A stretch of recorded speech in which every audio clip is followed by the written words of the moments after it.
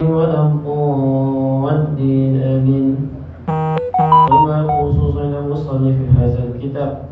الفاتحة. أعوذ بالله من الشيطان الرجيم. بسم الله الرحمن الرحيم. الحمد لله رب العالمين الرحمن الرحيم مالك يوم الدين. إياك نعبد وإياك نستعين اهدنا الصراط المستقيم صراط الذين أنعمت عليهم غير المغضوب عليهم ولا الضالين آمين. أعوذ بالله السميع العليم من الشيطان الرجيم. بسم الله الرحمن الرحيم. الحمد لله رب العالمين. اللهم صل صلاة كاملة وسلم سلاما تاما على سيدنا محمد الذي تنحل بالفقر وتنفرج به الكرب وتقضى بالحوائج وتنال به الرغائب وحسن الخواتم ويستسقى الغمم بوجه الكريم وعلى آله وصحبه في كل لمحة ونفس بعدد كل معلوم لك. اللهم افتح علينا حكمتك وانشر علينا من خزائن رحمتك يا أرحم الراحمين. اللهم رب اشرح لنا صدورنا ويسر لنا أمورنا واحلل عقدة من ألسنتنا يفقه أقوالنا برحمتك يا أرحم الراحمين. اللهم زدنا علما نافعا وارزقنا رحمة واسعة. وصلى الله على سيدنا محمد والحمد لله رب العالمين. Subhanallah, alhamdulillah rabbil alamin, wa bihi nasta'in ala umuri dunya waddin. Wassalatu wassalam ala sayyidina wa habibina wa syafi'ina wa maulana Muhammad wa ala alihi wa ashabihi wa man tabi'ahum bi ihsanin ila yaumiddin, amma ba'd. Allah subhanahu wa ta'ala fil kitabil karim. أعوذ بالله من الشيطان الرجيم. بسم الله الرحمن الرحيم. وسارعوا إلى مغفرة من ربكم وجنة عرضها السماوات والأرض أعدت للمتقين. صدق الله العظيم. وقال النبي صلى الله عليه وسلم الكيس من دان نفسه وعمل لما بعد موته، أو كما قال النبي صلى الله عليه وسلم. Alhamdulillah, hadirin hadirat muslimin muslimat yang dirahmati Allah Subhanahu wa taala sekalian.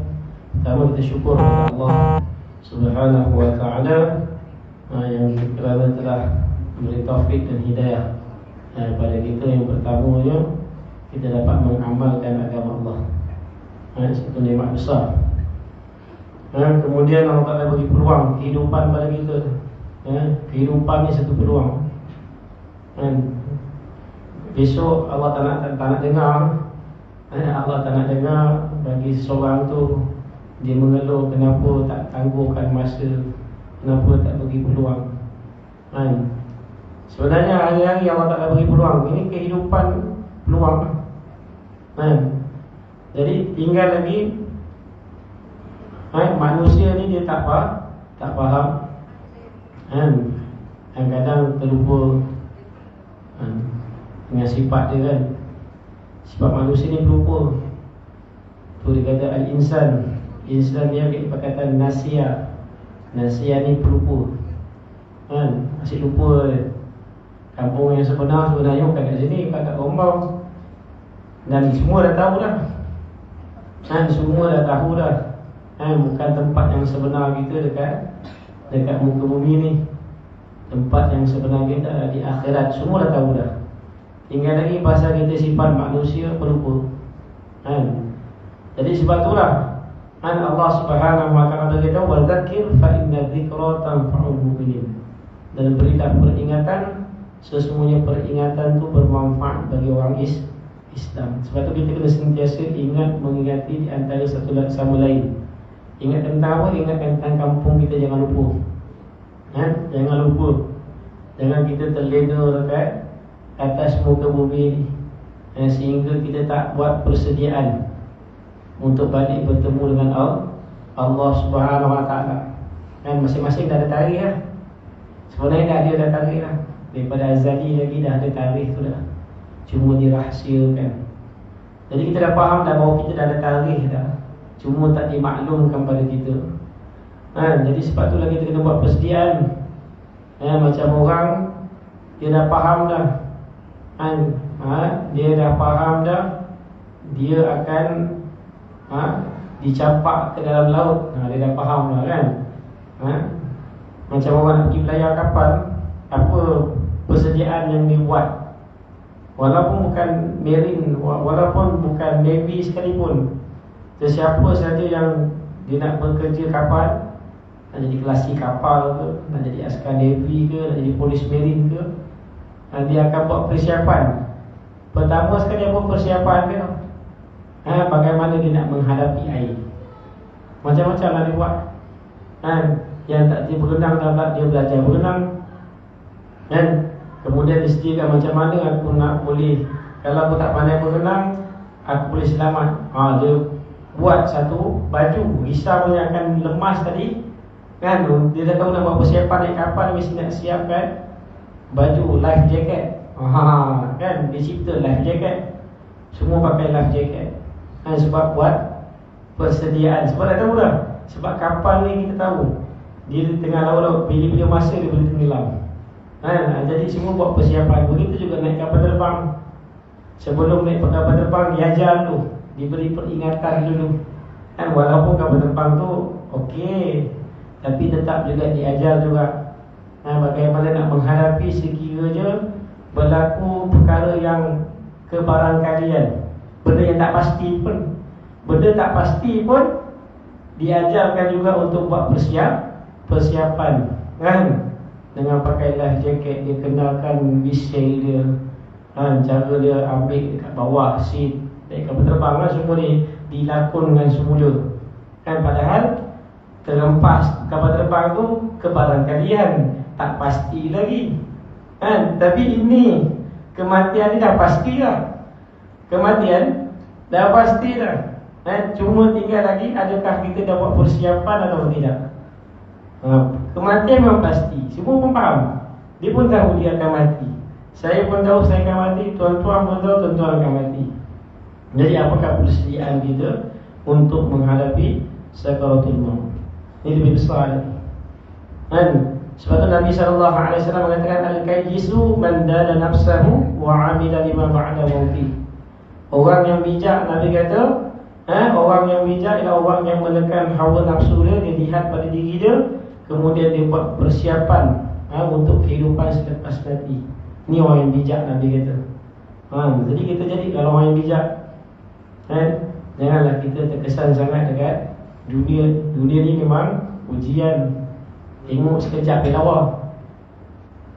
Kita tengok sekejap dia lawa dunia ni, kan? Lama sikit tak lawa. Sama lah kita beli kereta, beli motor ke apa, tengok kereta baru semua lawa. Dah lama tengok keluar yang baru, yang kita punya sendiri dah tak lawa lagi dah. Itu nak bagi tahu, itulah sifat tu. Dunia dia bersifat sementara berbanding dengan kehidupan akhirat. Jadi perkara itulah sama-sama kita insya-Allah, sama-sama kita mengingati di antara satu sama lain, supaya kita ni bersedia untuk pulang ke rumah kita yang sebenar. Jangan sampai tertinggal. Jangan sampai tertinggal barang. Macam orang nak buat kerja, nak mengerjakan haji ataupun umrah, kan? Barang-barang ni jangan tinggal. Jangan sampai kain ihram pun tinggal kat rumah. Jadi tak sompek nak buat, kan? Jadi dia dah buat persiapan. Yang terbang, IC pula tinggal. Tak macam gitu kan?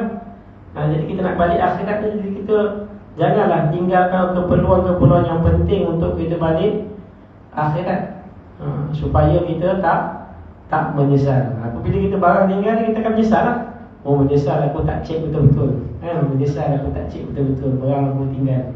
Kalau aku sabar, aku lihat betul-betul, aku teliti betul-betul, insya-Allah tak tinggal. Begitu juga kita ke akhirat, kan? Supaya kita jangan ada penyesalan besok di akhirat. Jadi kita dah bawa kelengkapan yang cukup. Jadi insya-Allah akan masuk perkara tu, kita sambung pengajian kita penawar bagi hati pada muka surat 31. Dan ketahui olehmu, masih lagi dalam bab kata-kata 44. Bismillahirrahmanirrahim. Qala musannif rahimahumullahu ta'ala wa nafa'ana bi ulumihim fi daraini amin. Dan ketahui olehmu, bahwasanya ubat menegahkan daripada mengumpat. Dan mula-mula diagnos dulu penyakit. Penyakit apa ni apa kan. Kemudian apa ubat dia. Dan sebab ni penyakit yang kita belajar ni, kita tengah diagnos penyakit hati. Kan.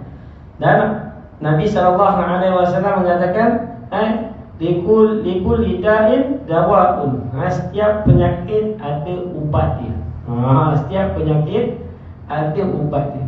Jadi Syekh ni pun dia bagi kepada kita apa dia punya makjun. Makjun ni apa? Makjun ni daripada perkataan Arab juga. Makjun ni ramuan. Ramuan dicampurkan jintan hitam, campur dengan madu, campur dengan macam-macam. Yang kita makan kan adalah dibulat-bulat-bulat-bulatkan jadi makjun. Ramuan tu sebenarnya. Makjun tu ramuan. Ada yang campur akar kayu, ada yang campur habatus sauda. Banyak makjun campur habatus sauda. Kalau anda tahu makjun yang kita banyak kita makan tu, banyak mereka campur dengan habatus sauda. Sebab tu makan makjun ada dia punya kelebihan ni, insya-Allah, dengan izin Allah kan. Sebab apa? Sebab dia menggunakan habatus sauda dan juga madu. Kan? Jadi begitu juga dengan penyakit hati ni, dia ada ubat dia. Dia ada ubat dia. Terutama yang khusus ni untuk penyakit mengumpat ni, macam mana nak buang. Kadang-kadang penyakit mengumpat ni dia tak sakit. Kadang-kadang orang aku tak ada lah penyakit. Aku tak ada penyakit mengumpat ni. Aku tak pernah mengumpat ni. Kan? Walaupun begitu, sama juga dengan kaedah kita. Daripada kecil lagi kita dah disuntik macam-macam suntik lah. Daripada baby dah kena suntik. Padahal baby bersih, tak ada penyakit pun. Tahu tak? Dengan injek yang pertama bulan ke berapa, injek lagi. Bulan ketiga injek lagi. Sampai injek tu jadi demam lah. Sampai injek tu jadi demam lah. Untuk apa? Untuk cegah penyakit yang datang tu. Tapi tak sakit pun, tapi cegah. Begitu juga kita. Walaupun tak ada penyakit mengumpat, tak ada lagi kan. Cakap-cakap bodoh yang kotor tak ada lagi. Tapi kita dimasukkan vaksin. Divaksinkan. Ataupun diberi antibody. Supaya kita dapat menghalang penyakit-penyakit tersebut masuk dalam diri kita. Jadi Syekh ni kata, dan ketahui olehmu bahawasanya ubat yang menegahkan daripada mengumpat itu, bahawa engkau berfikir. Ubat dia kena fikir. Bahawa engkau berfikir pada janji seksa yang datang daripada Nabi SAW, seperti dipindahkan kebajikan orang yang mengumpat kepada suratan amal orang yang diupat. Jadi Syekh kata, nak tahu macam mana nak mengubati penyakit pengumpat, suruh dipikir betul-betul. Suruh dipikir baik-baik, dengan teliti dipikir. Ingatkan pada dia bahawa sabda Nabi SAW. Nabi SAW mengatakan, siapa yang mengumpat maka kebaikannya akan dipindahkan kepada orang yang diumpat. Kan? Maka seorang daripada sahabat tanya kepada Nabi SAW, ya Rasulullah, sekiranya seorang itu dia kebaikan pun tak ada, kebaikan dalam diri dia pun dah tak boleh nak transfer, dalam bank kosong, nak transfer apa? Kan? Dalam bank kosong, kan? Tak boleh nak transfer, kan? Tak ada apa-apa, kan? Habis apa yang nak transfer ke kebaikan? Sebab satu kebaikan pun tak ada pada orang yang mengumpat tu. Maka Nabi SAW mengatakan, yang mafhum ni Nabi kata apa? Maka segala keburukan orang yang diumpat tadi akan ditransferkan kepada orang yang tidak ada kebaikan tadi. Kan? Sebab itulah kita kena jaga. Jadi apabila kita dah nampak dah perkara itu sangat-sangat rugi, kan, kebaikan-kebaikan yang kita buat, sembahyang, zikir, puasa, haji, umrah dan sebagainya kita telah buat, takkanlah senang-senang saja kita nak bagi kepada orang lain. Kan? Jadi mestilah kita tak suka, mestilah kita tak nak bagi. Jadi oleh kerana itu kita kena fikir, kalau kita mengumpat, maka dia automatic transfer. Dia jadi automatic transfer tanpa ada tag. Biasa kalau kita nak transfer, bank bagi tag, kan? Tag, dia nak tag baru boleh transfer, kan? Ni tak ada. Ni auto. Auto transfer. Tahu-tahu balik akhirat kosong. Tahu-tahu keburukan pula yang kita dapat. Itu yang tak nak. Jadi sebab itulah Syekh kata, ubat untuk kita elakkan daripada mengumpat ini, ubat daripada mengumpat ini, maka hendaklah kita berfikir dengan teliti akan sabda Nabi SAW yang mengatakan bahawa segala kebaikan kita akan dipindahkan kepada orang yang diumpat.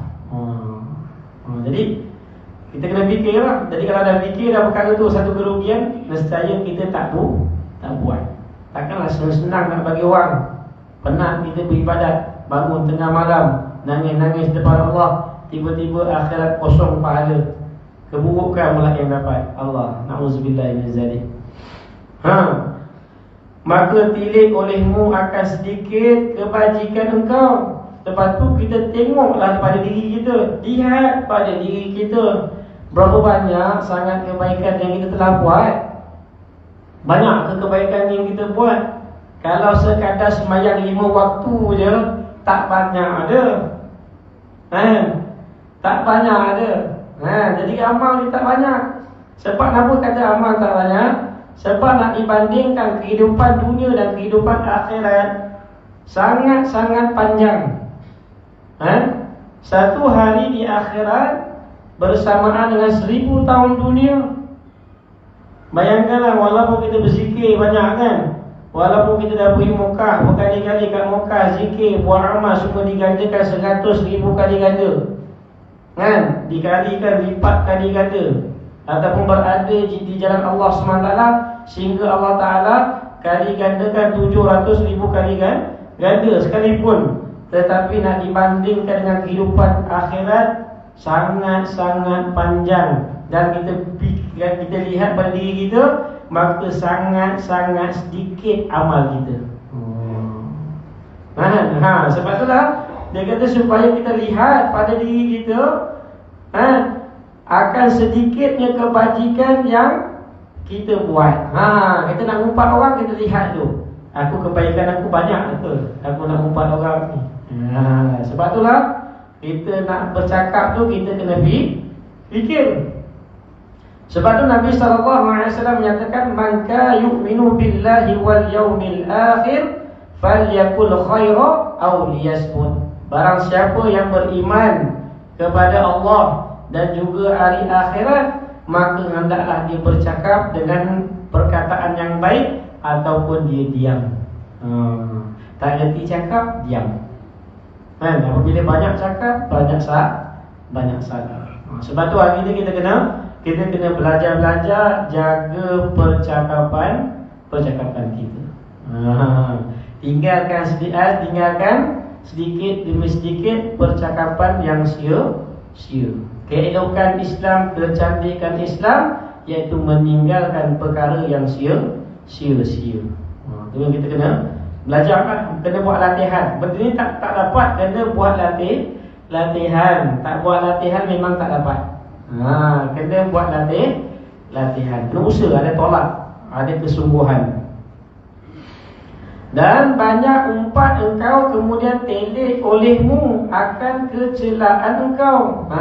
Kita sibuk duk umpat orang, cerita tentang keburukan orang, lihatlah keburukan yang ada dalam diri kita. Kita tengok, kita umpat orang ni, kita ni baik sangat ke? Kita ni baik sangat ke? Sebab tu kita kena tengok kelemahan diri kita. Sebab tu kita, kepada saudara si-Islam kita kena banyak husnuzon. kena melihat akan kebaikan-kebaikan saudara kita. Walaupun kita nampak di hadapan mata kita dia tu memang satu orang yang buruk akhlak dia, kita carilah kebaikan yang ada pada diri dia. Kan? Janganlah tengok pada keburukan dia. Nak tengok buruk, nak sangka buruklah dengan diri. Kan? Sangka buruklah dengan diri. Tengok Nabi Yusuf alaihi salam. Nabi Yusuf alaihi salam satu orang nabi, orang yang maksum, orang yang tidak ada dosa yang dahulu dan dosa yang kemudian telah diampunkan. Nabi Yusuf alaihi salam. Dan kita pun tahu kisah Nabi Yusuf dengan Zulaikha, bagaimana Nabi Yusuf alaihi salam lari daripada Zulaikha. Kan? Tapi apa yang Nabi Yusuf alaihi salam ucapkan pada mulut dia? Wa ma ubarri'u nafsi. Kan? Dia mencela diri dia. Dia melihat walaupun kita nampak Nabi Yusuf alaihi salam itu memang satu orang yang maksum, tapi tetap juga dia kata dia tak dapat kawal nafsu dia dengan rendah walaupun tak ada dosa. Kan? Itu dari segi adab dia dengan Allah Subhanahu wa taala. Macam hari ni lah kita nak pergi jumpa raja, nak jumpa orang besar, walaupun kita tak ada salah pun orang besar tu, tapi apa yang kita cakap? Jumpa raja, ampun tuanku, beribu-ribu ampun, sembah patik harap diampun. Nampak? Walaupun kita tak tahu, tapi dengan raja kita hormat, kita merasakan bahawa kita banyak salah. Jadi begitu juga kita dengan Allah Subhanahu wa taala. Jadi kita kena banyak minta ampun, kita banyak rendah, tawaduk. Kita kata tawaduk, rendah diri. Kan? Kita lah orang yang paling banyak buat salah di antara orang lain pada mata kita. Biar pada mata kita lihat diri kita ni banyak buat salah. Kan? Mata orang lain pun cerita lah. Tapi untuk mata kita sendiri, biarlah mata kita melihat kita lah yang paling banyak buat salah berbanding dengan orang lain. Kan? Jadi sebab tu kita nak datangkan sifat tawaduk, sifat rendah diri. Inilah sifat hamba. Dengan sifat inilah Allah Subhanahu wa taala suka pada seorang tu, dengan sifat rendah diri.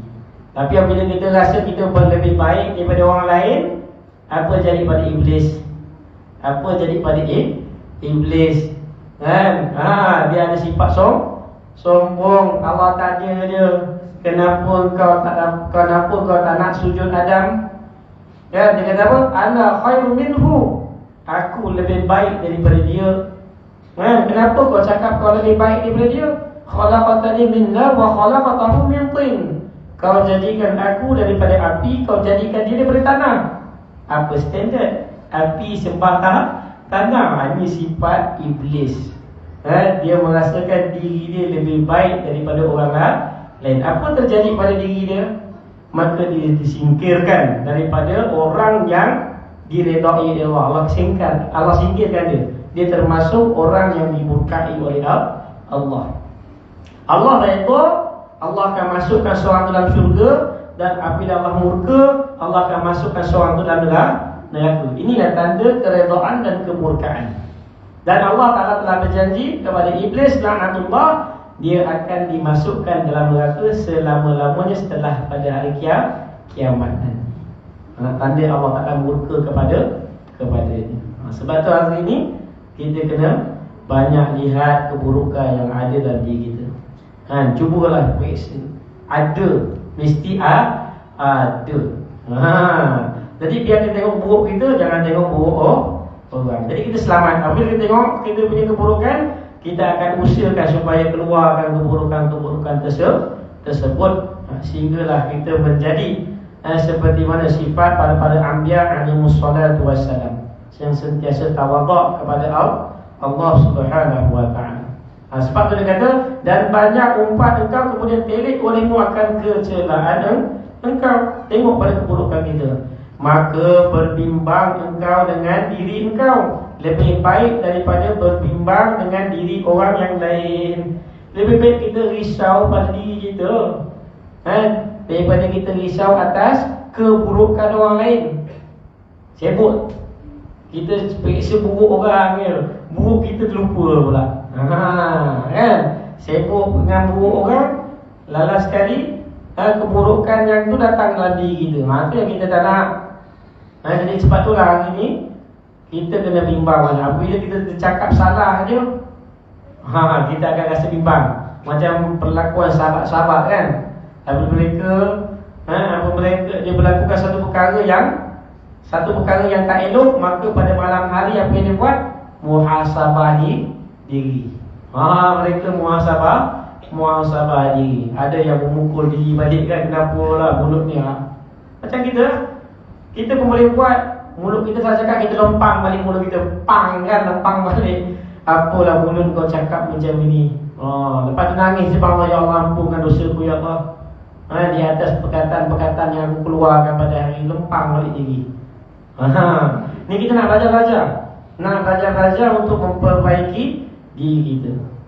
Bukan nak baiki orang, tapi nak baiki diri.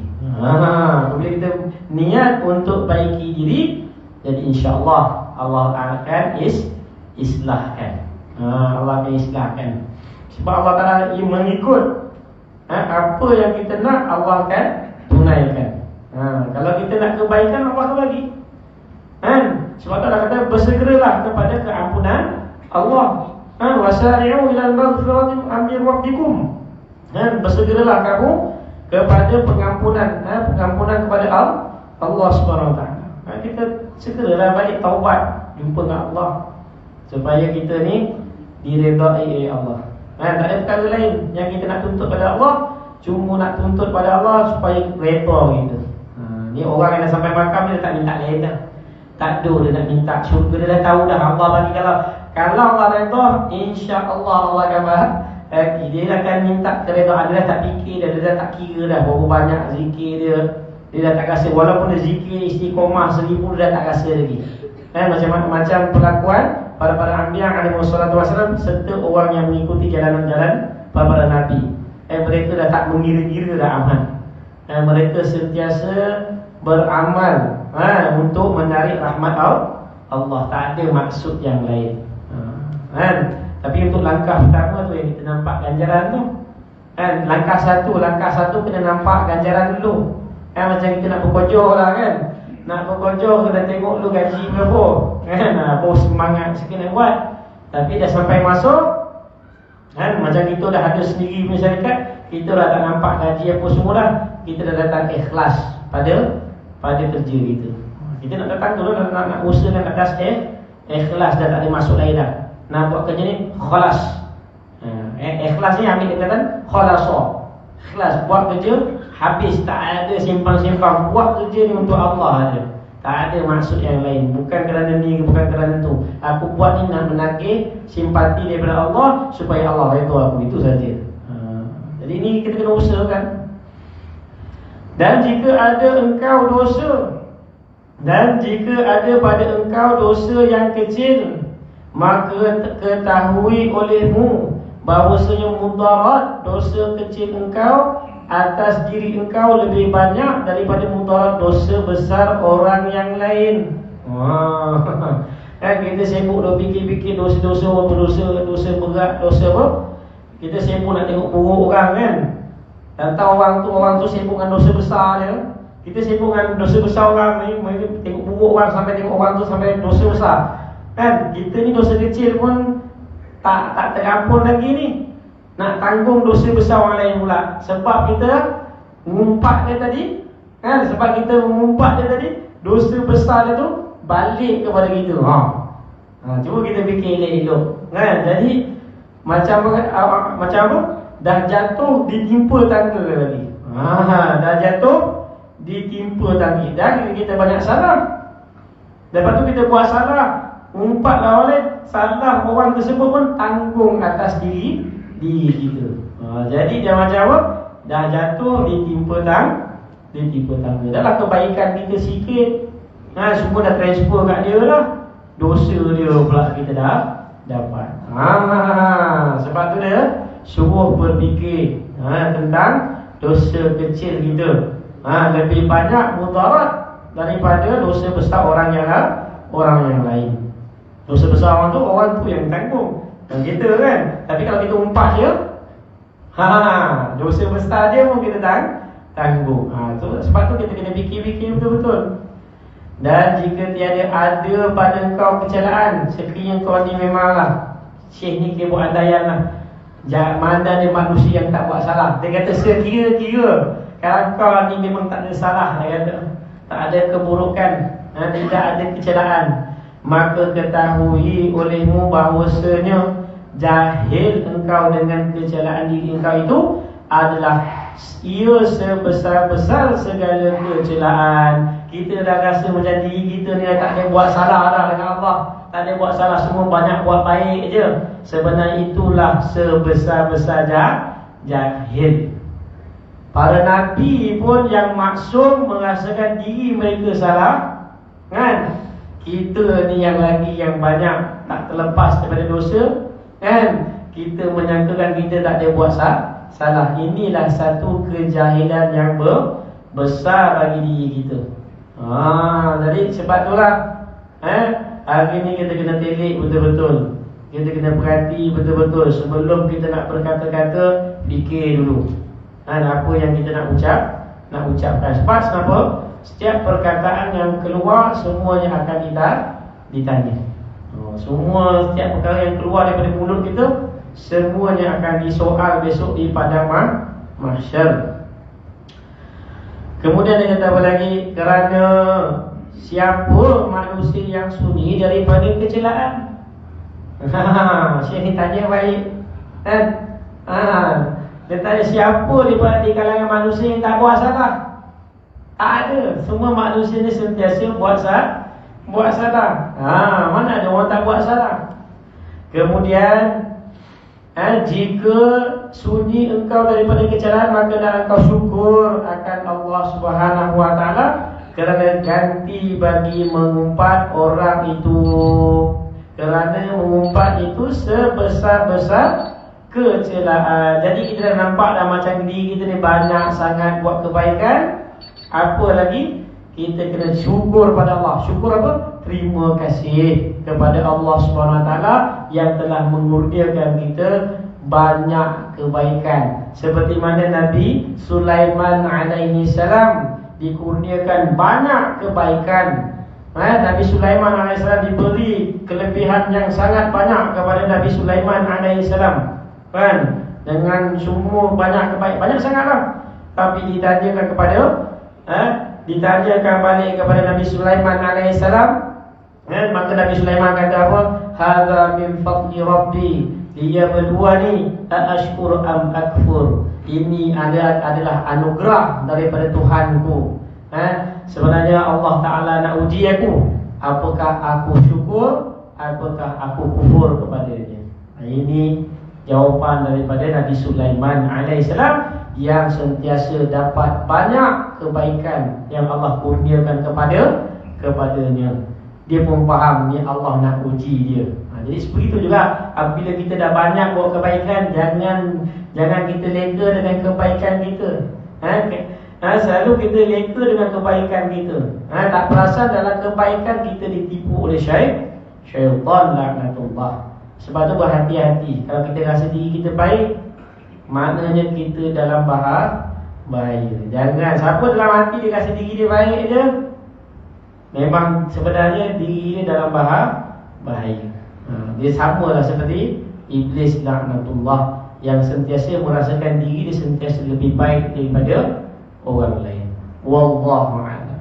Dan dia akan masuk perkara tu, insya-Allah. Semoga Allah Taala kurniakan taufik hidayah kepada kita semua, supaya pengajian kita pada malam ni menjadi asbab Allah Taala redha kita, ubah sikap kita, supaya kita menjadi lebih baik daripada sebelum-sebelum ni, sehinggalah kita dijadikan seperti mana orang-orang yang Allah redha, seperti para anbiya alaihi wassalatu wassalam, serta orang yang mengikuti jejak langkah mereka. Wallahu a'lam. Cukup itu. Kesambung akan datang, dan ada pun berbantah-bantah, maka iaitu mencela akan perkataan orang lain. Wallahu a'lam. Cukup. أعوذ بالله من الشيطان الرجيم. بسم الله الرحمن الرحيم. ربنا ظلمنا أنفسنا وإن لم تغفر لنا وترحمنا لنكونن من الخاسرين. لا إله إلا أنت سبحانك إنا كنا من الظالمين. اللهم أرنا الحق حقا وارزقنا اتباعه وأرنا الباطل باطلا وارزقنا اجتنابه.